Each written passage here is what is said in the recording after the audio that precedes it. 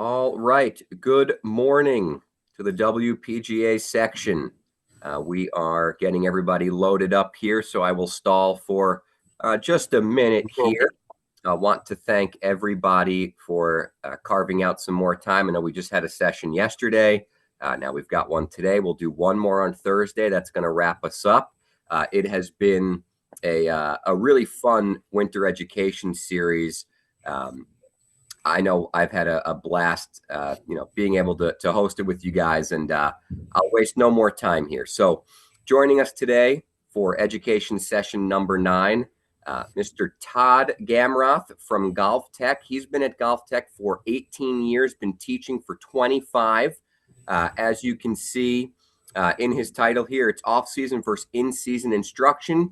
And this is going to be sort of a twofold. So this is how you can adjust your coaching, how you would teach a student off-season versus in-season. And also, we are golfers. We're competitive golfers. How should we train as the golf professional trying to achieve our best scores in 2026? How should we be tackling the last little bit of our off-season? So without further ado, mic's off, cameras off. You type your questions into the chat, please. I will read them aloud when the time is right, and we're turning it over to Todd. Go ahead, Todd. Awesome. Thank you so much. Thanks for everybody for being here. I think this is a really relative topic in Wisconsin because of, obviously, we have two very distinct seasons. And I know for myself, I've been teaching all year round for the better part of 20 years. And with how many more simulator places we have in town and heated ranges and country clubs getting simulators at their clubs, I think more and more instructors are teaching all year round. And I think it really takes a certain type of instructor to be able to do that. So we'll get more into that as we go. But just a little bit about me. I've been in this section since for about 18 years. I grew up in Wisconsin, about 25 years of teaching experience. I was in the Indiana section for about 6 years after college, after Ferris State University. So I have a lot of experience teaching, using technology and really doing year-long programs and seasonal programs for a lot of students. So sort of the agenda, like I said, in-season versus off-season. We'll just sort of define what that means. Probably pretty common sense there, but how instruction priorities and goals may differ in each season. The importance of the evaluation and interview process, and really educating our students on the learning process and how there is maybe a right time and a wrong time to work on certain things. I have an example student. We'll go through how sort of a plan that I did for them through different seasons. And then just some talking about some how, possibly going to like a seasonal structure with your lesson programs and lesson plans can help your lesson business. So like I was saying, this is in season. Most of us have, of us instructors, this is where we thrive. This is where we give the most lessons. Students are playing more regularly, maybe playing in leagues, competitions. Scoring, the results are much more important. And there's much more of an emphasis on playing versus practicing. And this is where most of us instructors have lived for, a lot of years in terms of how we're helping people throughout the year. Now, off season, limited outside play,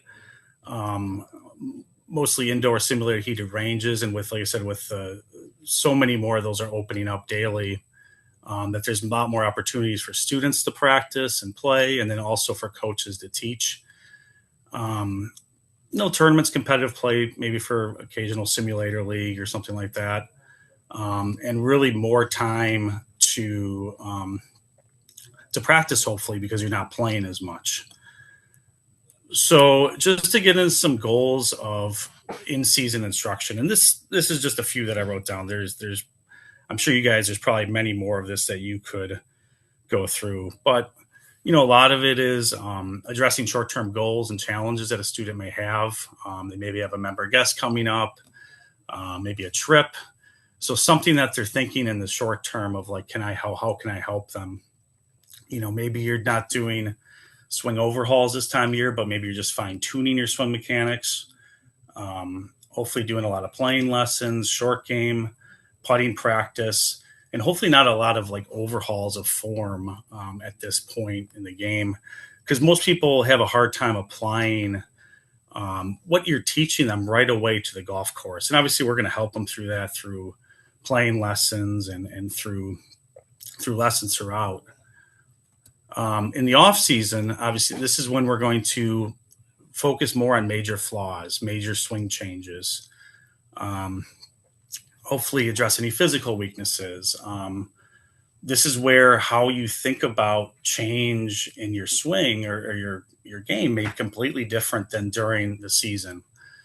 So from an instructor point of view, at the location I'm at, we have seven professionals here. And a lot of the guys that we hire to come on are, they've maybe taught a lot, but they haven't had a lot of experience in off-season instruction. And so even though they're very good at short-term changes, during the off season we really have to train them, and along with our students, on how that process works and how short-term results are not always the same in the off season as they are in season, and we're really going more for some long-term change as we do this. So this is really important for both the instructor and for the student to really understand. And what we do here is we really try to educate our instructors on how to explain this to students, how to educate students on the learning process. And if a student comes in with a certain goal, make sure that goal aligns is reasonable with what time of year it is. And we'll get more into that. I have a sample student that we're going to go through and sort of talk more about some of those details as we go through this.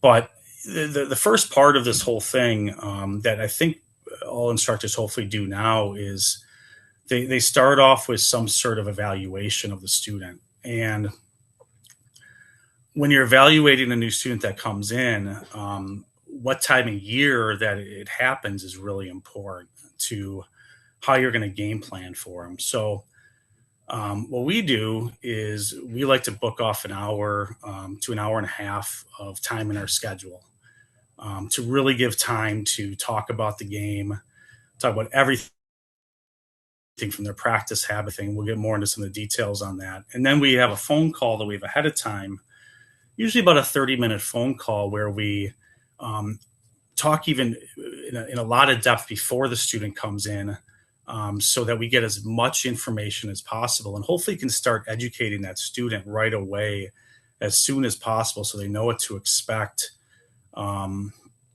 when we start talking about what their goals are and how we're going to work that. So in the evaluation, we're going to identify the strengths and weaknesses, understand where the student's coming from, making sure that the goals are realistic based on their time, their athletic ability, their practice habits. Understand the why. Why are they coming in? Why are they truly coming in? I think that's really important to understand. Do they want to play in tournaments? Do they just want to play with their buddies? Do they want to have a better score, or is just hitting better shots more the goal? I think everybody who's taught understands that goals are wide ranging in what they are through that. And then what is the skill level to learn a new technique? And that you won't be able to do on the phone, but that what you'll be able to do in the evaluation is when you are, when somebody comes in during a certain part of the year, let's say midsummer, and they have a certain goal, we have to analyze, is that student going to be able to handle that new technique? Are they going to be able to, is it something they're going to be able to understand and apply quickly, or are they going to need more time and maybe more of that off-season type instruction with that? And then just like how much do they practice and play? Where do they play? Also really important. And then, like I was saying, the time of the year that we do this based on the seasonality of how we make a game plan is extremely important to how we're going to do this. And so when a student comes in, let's say in November, obviously we got all winter to work on maybe certain things that they're frustrated with. Or if they come in July, maybe we work on more scoring things, and we'll get more into that as we go. So with new students, we're going to always do this evaluation. We're going to make sure that we really understand where they're coming from, what their goals are, so that we can make a proper game plan for what time of the year it is and what season it is.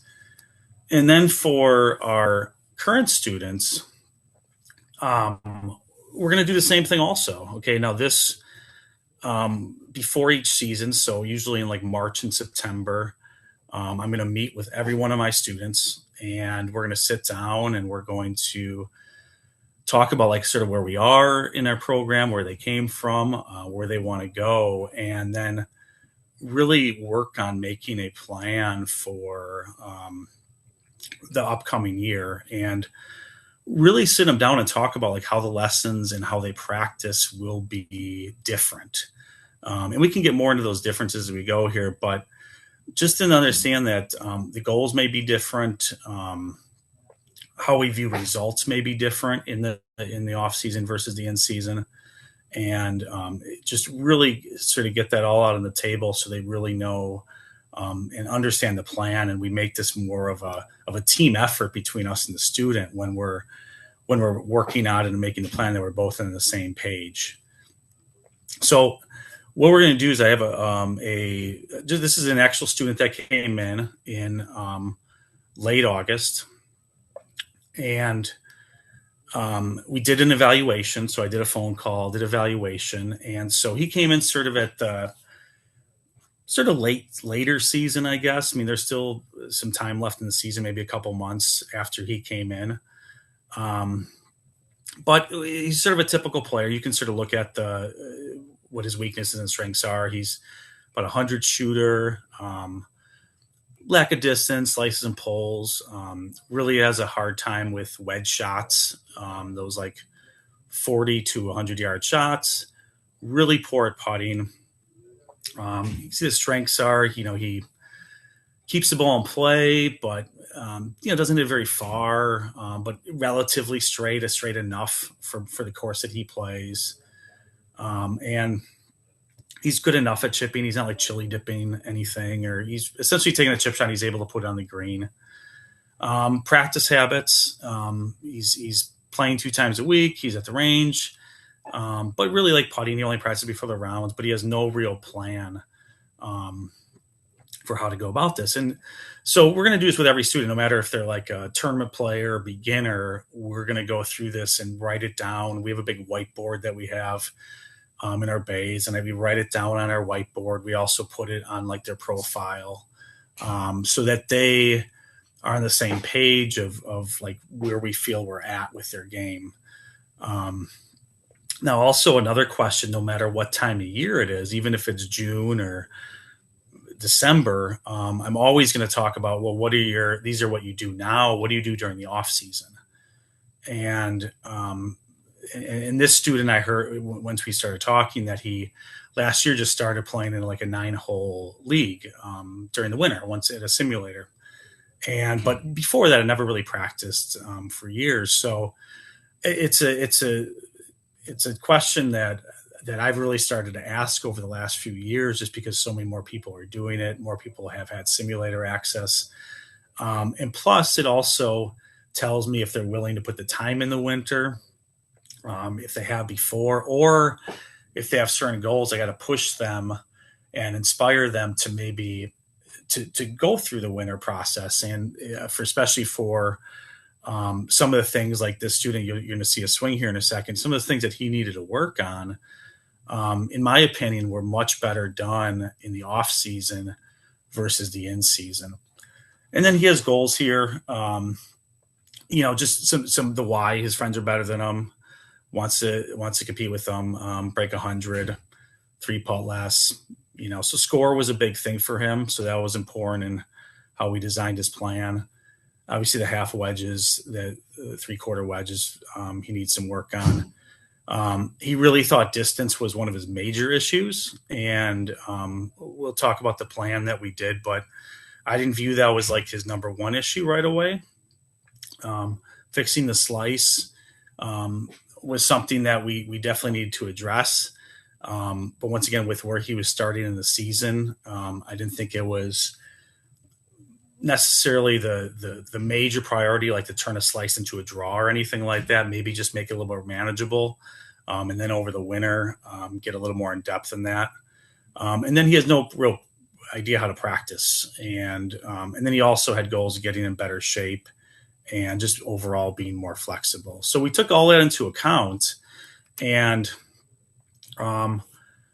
we're going to build a plan for him. So this is his first swing when he came in. So like I said, this is in August. So he's, through this, pretty much through, the season almost. And you could see sort of the typical, right? Sort of typical over the top, slices the ball, hits a lot of poles with his short irons. Just from a mechanics standpoint, he's got a really strong grip. We can work on his posture a little bit. In the backswing, he doesn't have any rotation. He has some sway. His arms break down. You can see his arms really break down as they come through impact, and then he hangs back on his right side. So that's so for a student to say, okay, for us to say, okay, let's work on all of that.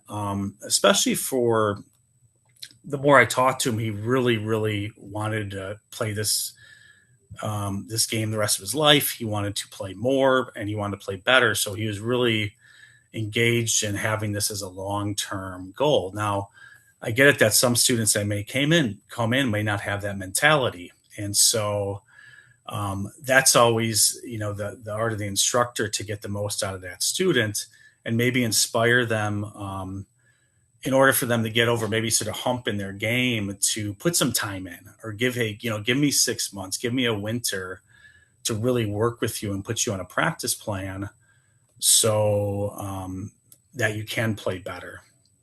So essentially what we did then is I came up with a plan then for us.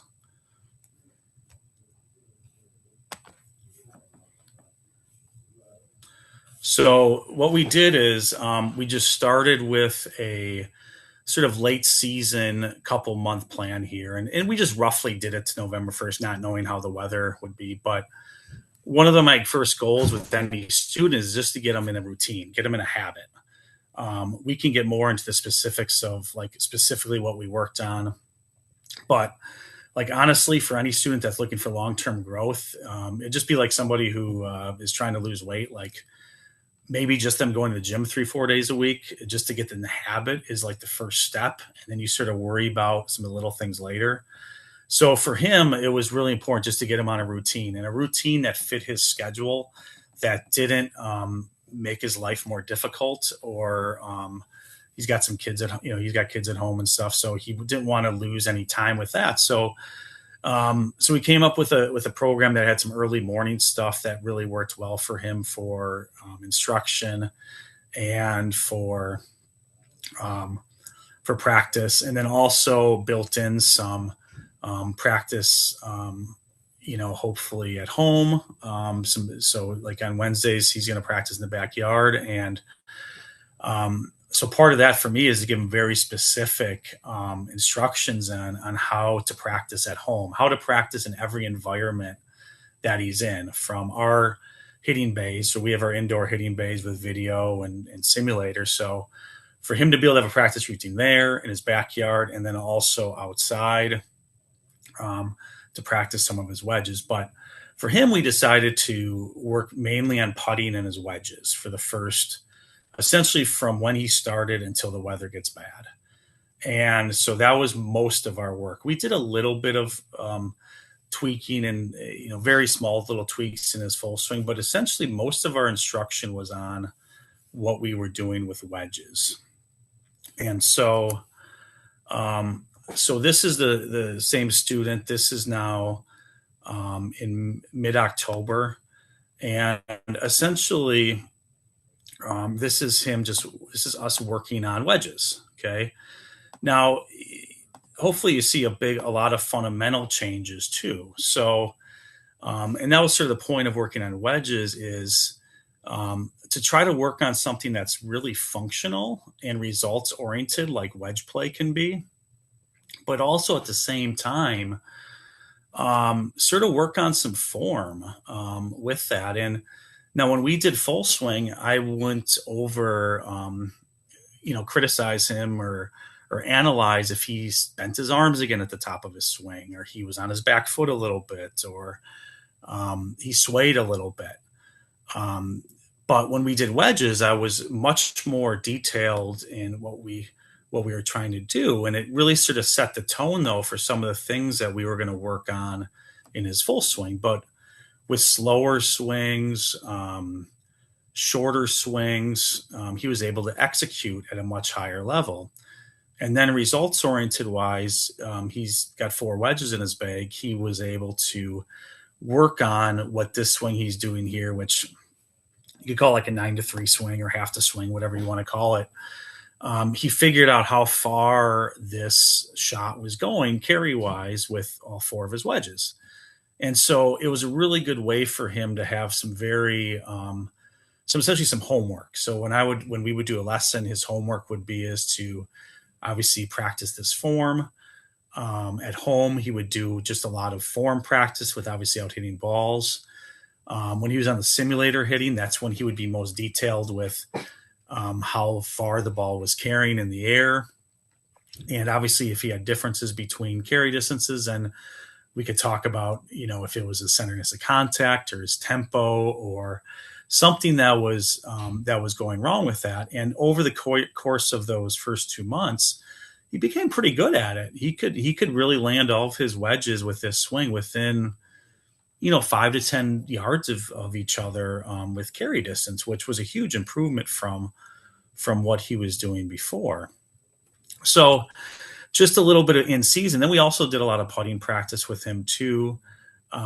Work and his putting was so bad that we did make some big mechanical changes with that. I figured for him that his putting was so bad that it wasn't going to screw up anymore if we did make a major grip change or a setup change.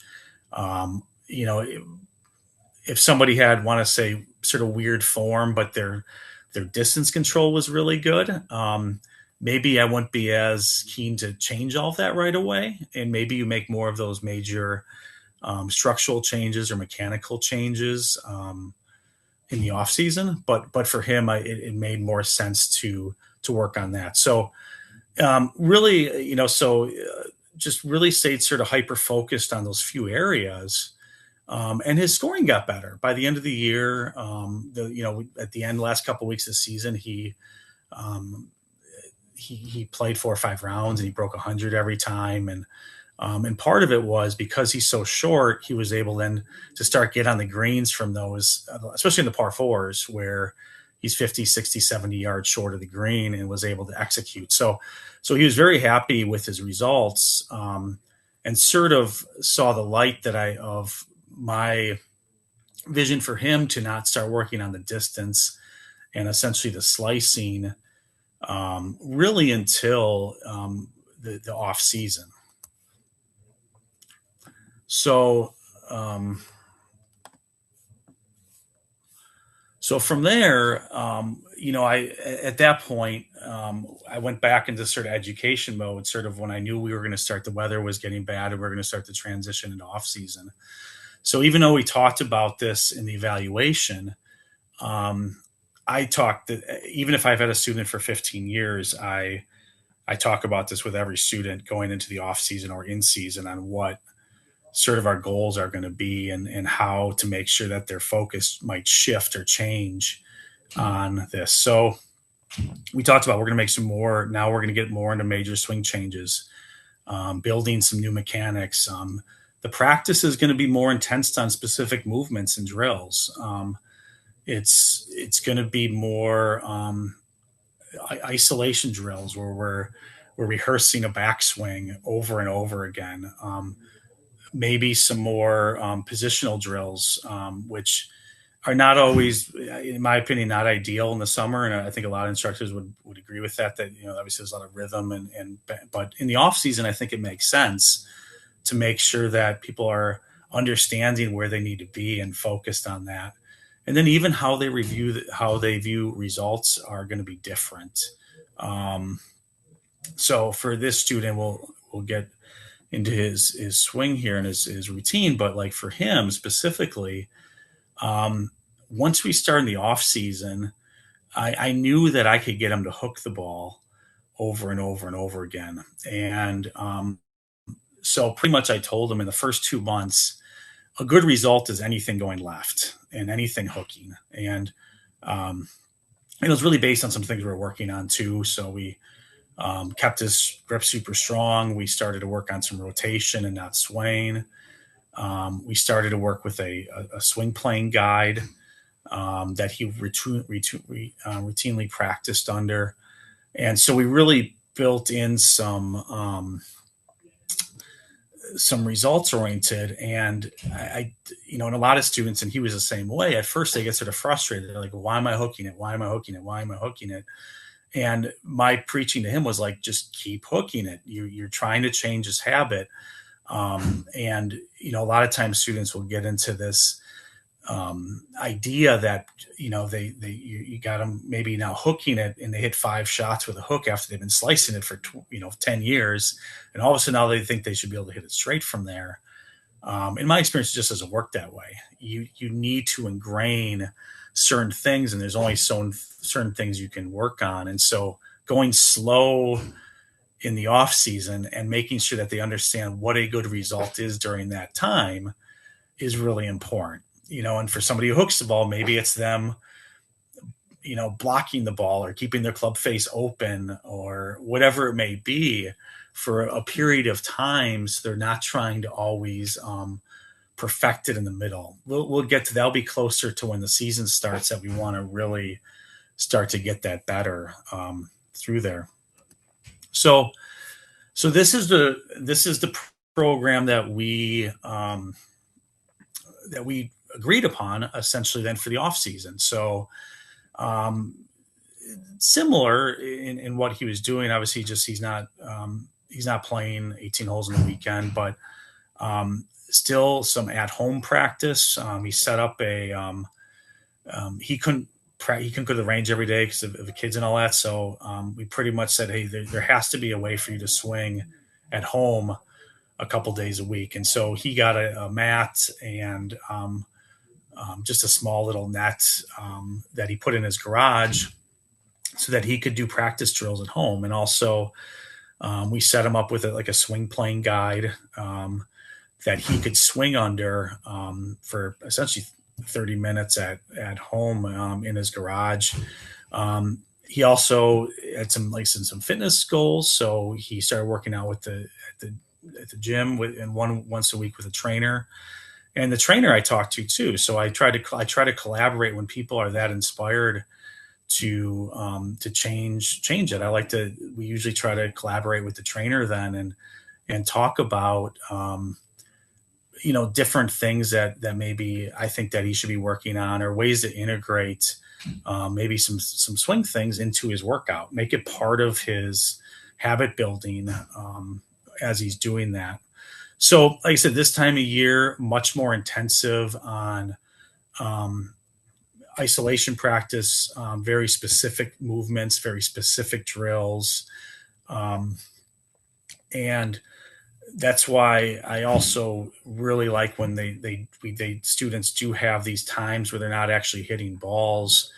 As much as he was pretty good about hooking the ball for 2 months, you still get frustrated. So having those practice sessions where you are not worried about results and you're just worried about movements, I think is really, really important to somebody's improvement and just their sanity for doing this. So this was a really good program. So he stuck to it.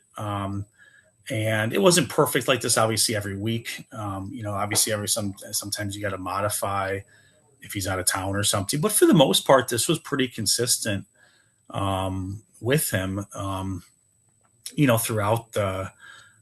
Throughout the season or throughout the off season, or as we still are going in the off season here. And so this is his current swing. This is just from I think just a couple days ago. And so essentially this is, so a swing, at least in my opinion, looks a lot better. He has really changed a lot of things, including the backswing and how he's turning. He is swinging much more into out, and he's starting those some of those big hooks that he was hitting for the first 2 months. We're starting to get a little bit straighter now. And so in the beginning, when I was working on him turning and essentially swinging under a swing plane guide, which he still does, and keeping his arms relatively straight in the backswing, I really didn't care if he bent his arms a little bit through impact or he stayed back on his back foot. I just sort of let him do it.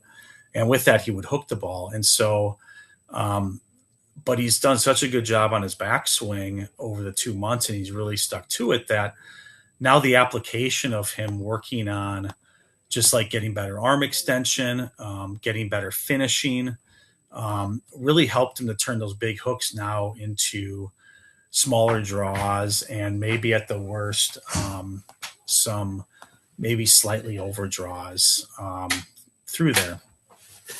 So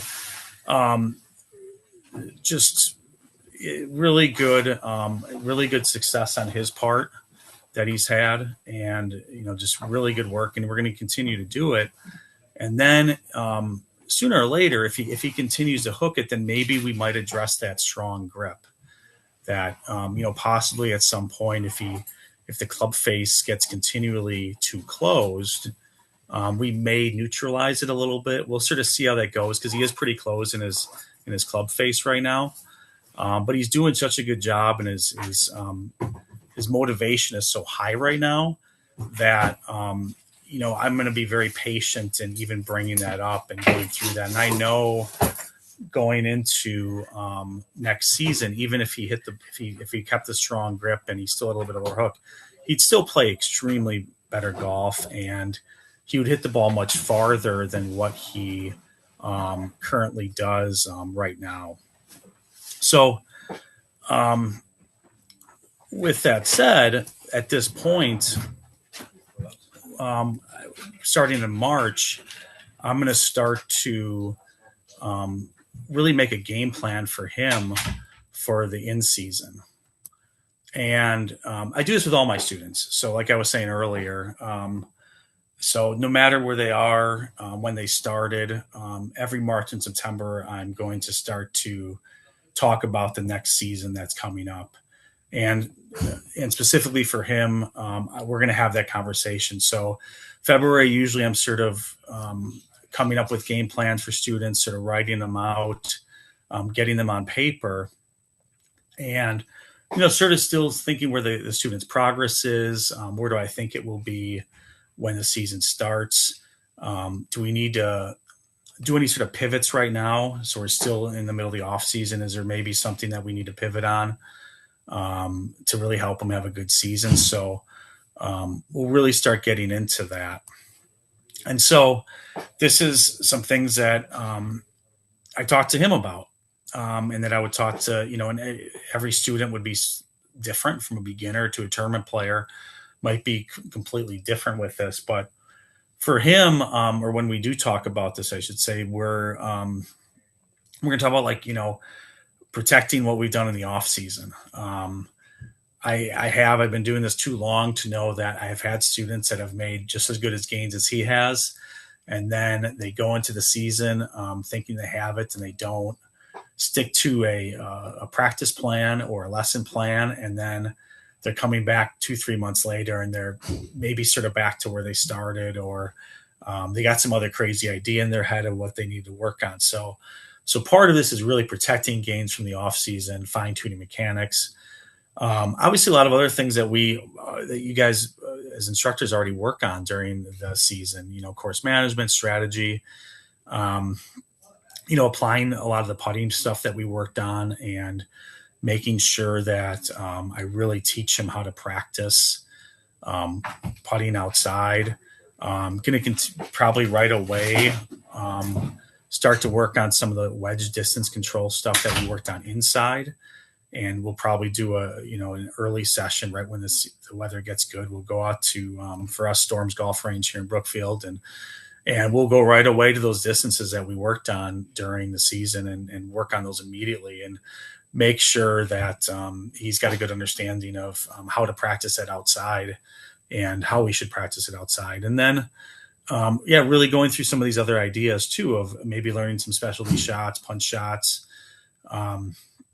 learning how to really have a good practice session. That would be another first lesson that we do outside in the in-season, is having a lesson where we don't really talk that much, probably mechanics. We might probably just more, I teach him how to make sure he's setting up that swing plane guide good outside, make sure he's using his alignment rods for alignments, make sure he is efficient, that he's practicing the right things, and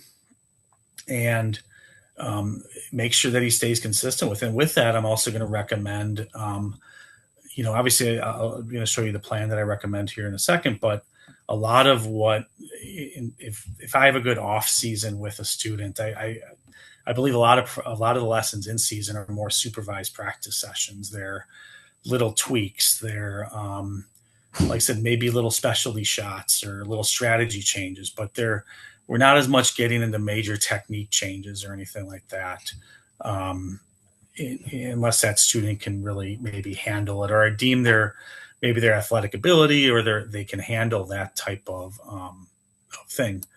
So this is the routine that I'm going to give him. This is sort of generalized. This is how, and then we're going to go just like I did with the other one by week. So we're going to do a lot of outside lessons, and obviously we have an indoor facility so we do a combination of indoor and outdoor lessons and playing lessons all summer. So for him, I really want to do at least one indoor lesson where we can use our camera equipment. Obviously, using camera equipment outside would be fine too, but we just got it all set up here, so it's really easy. So I like that one indoor lesson to make sure that the form is exactly where we want it, to reinforce it with him also. Now that he's seen his swing on video so many times, it can just reinforce either confidence in that he's doing the right thing and practicing the right way, or that he needs to maybe put a little bit more focus, that he's falling into some bad habits. And then, a ton of, like I said, outdoor lessons, which are going to be focused on practicing, how to set up a good practice station, how to set up practice stations for short game and putting. Based on the student, maybe set up some competitive games for himself. If that student, if it practices better that way. And then also just dealing with any short-term challenges that student may have, on maybe they're playing a different course that requires more bump and runs or more flop shots or something like that. So we can work on some more isolated items as we go through the season. And then the playing lesson, I think, is critical. Is for most students, I trying to do, it doesn't always work out perfect, but trying to do 3 9-hole playing lessons, one in the beginning of the summer, one in the midsummer, and then one sort of at the end of the season.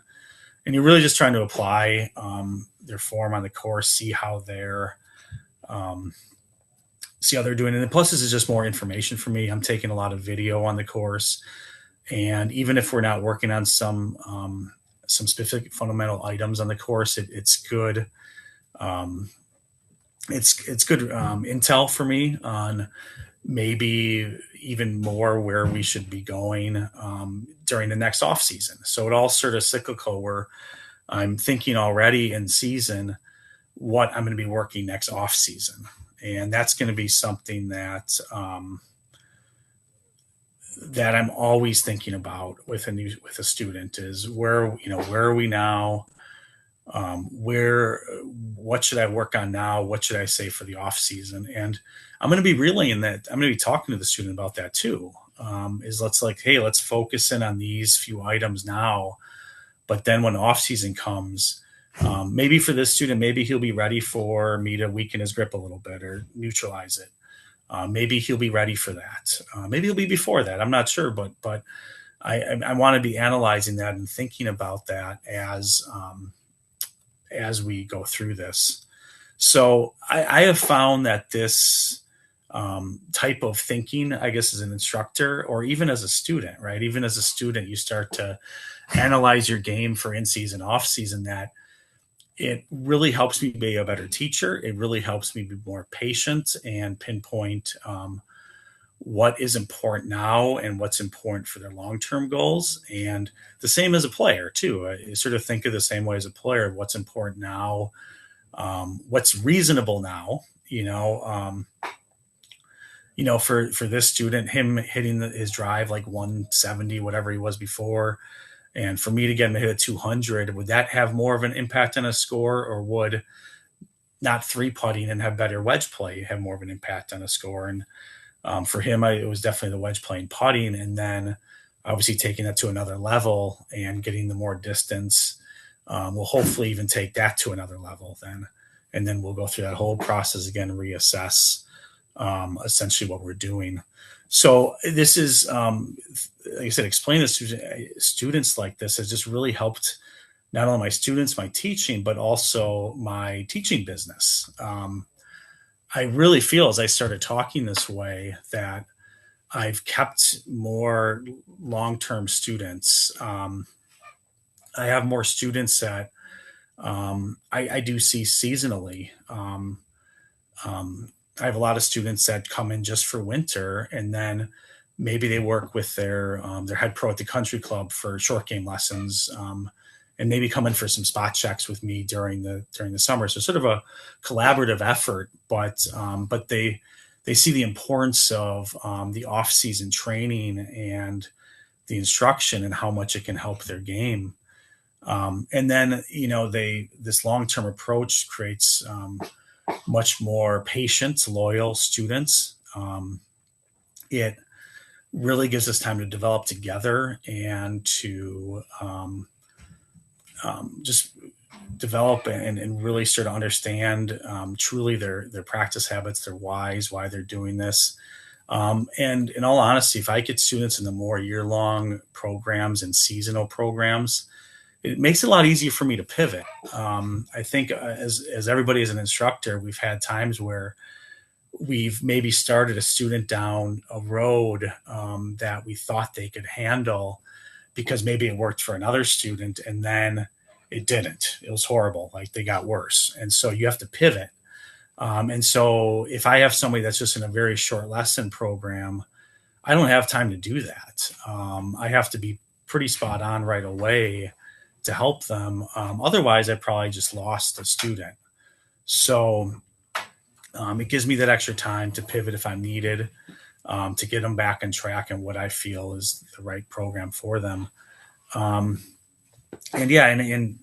Just from a lesson business standpoint, I know we've done studies with us just on who's even more likely to be an ongoing student. And it's definitely our year-long program students definitely renew and continue lessons at a way higher rate. That's not even close to students that maybe do like a 5-lesson program or something like that. And we truly believe it's because they're reaching their goals and they're getting better, and that they're seeing the results. And so they want to keep with it. And so educating your students on the seasonality of when to work on things and having that open discussion with students, pivoting when needed, I think is really important. Being open about that really helps build trust in the relationship with the student.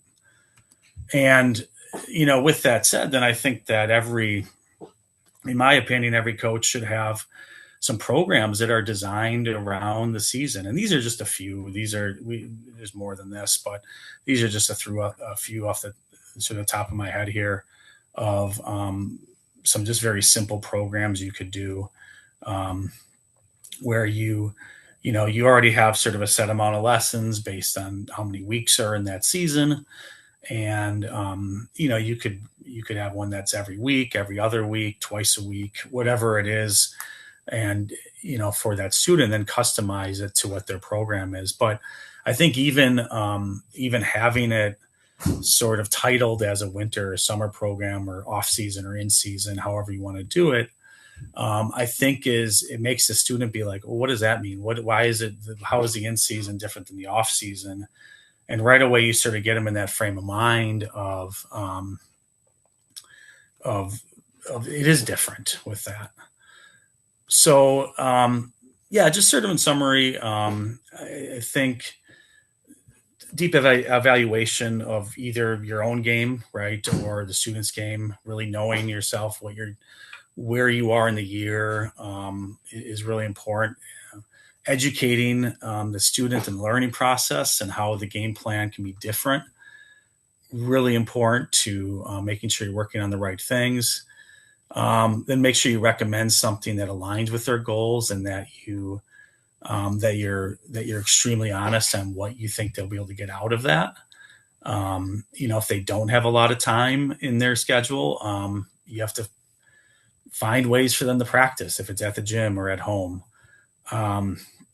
Already have some structured seasonal plans already made and customize as needed. I think it's easier to have some structured plans and then customize off of that versus just having everything customizable right off the bat. So just have some structure, and then really always be reevaluating each student, and always be thinking about what you're going to work on with that student this season, and then the off season, and even further down the line with those students, so that you can see continued improvement with that. So like I said, I think since I've started doing this, it's really helped with my retention of students, with the improvement of students, and my teaching, and then also my game too. I've really started to think about my game a little bit differently, and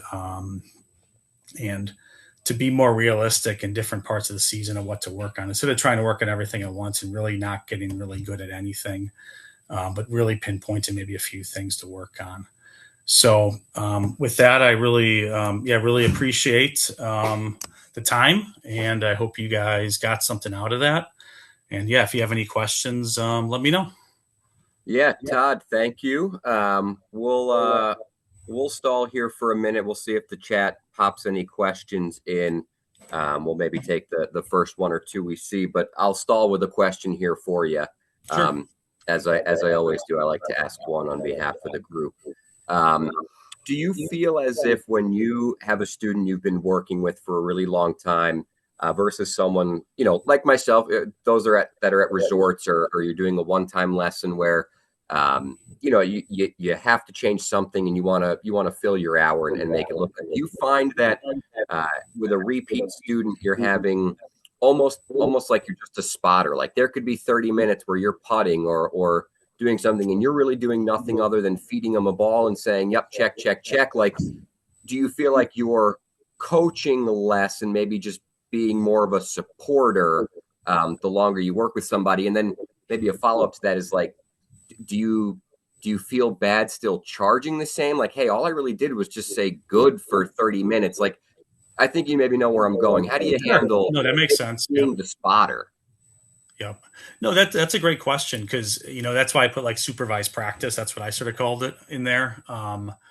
It's spot on. I mean, a lot of times you are checking that the students are doing everything as they should, and you're building support for it. But I think it is worth the time. I guess I don't feel bad for charging the same, because I feel like it's the same as like for somebody who goes to a personal trainer. Like, sure, maybe they go on their own and their workout is not really that good, but the trainer pushes them just a little bit harder, sure, and keeps them on track. And there's something to be said about not letting bad habits come back. that I think is extremely important. Yeah, no, I love that. Those are really good. Let's see, Jason Tipton, Tippy here. We'll go with his one question.